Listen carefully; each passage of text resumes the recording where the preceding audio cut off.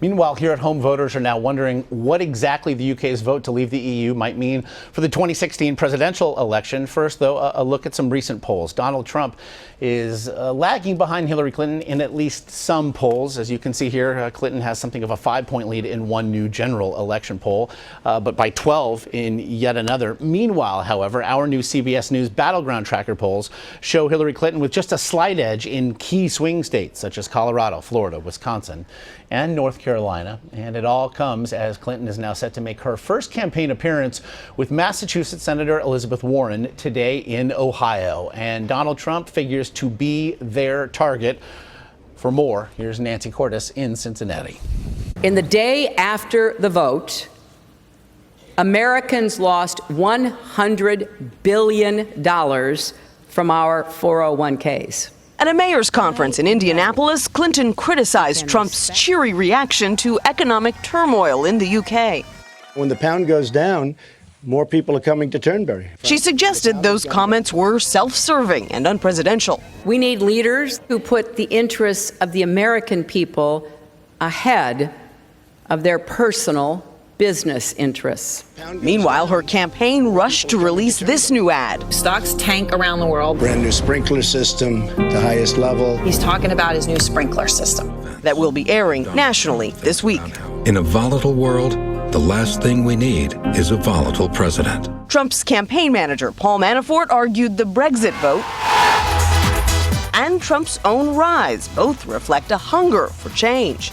Hillary Clinton is ignoring the reality because she's part of the establishment. She can't get away from the fact that she is part of the problem that's being rejected. The new CBS News Battleground poll does show that in Florida and elsewhere, Trump is considered far more likely than Clinton to bring change, though she's more widely seen as prepared to be commander-in-chief. Over the weekend, both candidates argued they would be a better friend to the UK. People wanted their independence. They want to have their country back. Our alliances and partnerships are among our greatest national assets, now more than ever.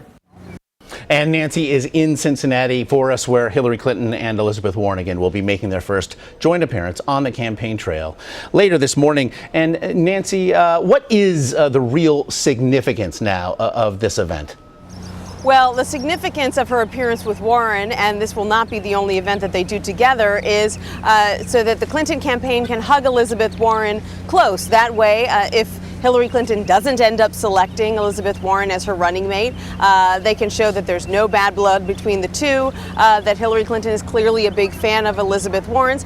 If Hillary Clinton does end up picking Warren as her vice presidential nominee, then this will sort of be building the groundwork for their relationship, which, as we know, hasn't been all that extensive in the past. Elizabeth Warren had been on the attack really throughout the GOP primary season with regard to Donald Trump. Do we expect then more from both Clinton and Warren today, especially with regard to Trump's reaction to the UK's vote to leave the EU?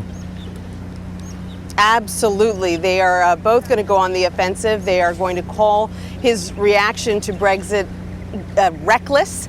They're going to argue that it was unpresidential, that he needs to be more careful with his words, especially when it comes to a key ally like the UK. They're going to talk about the fact that he said point blank that, hey, if the UK's currency ends up falling, that's going to be good for his golf course in Scotland.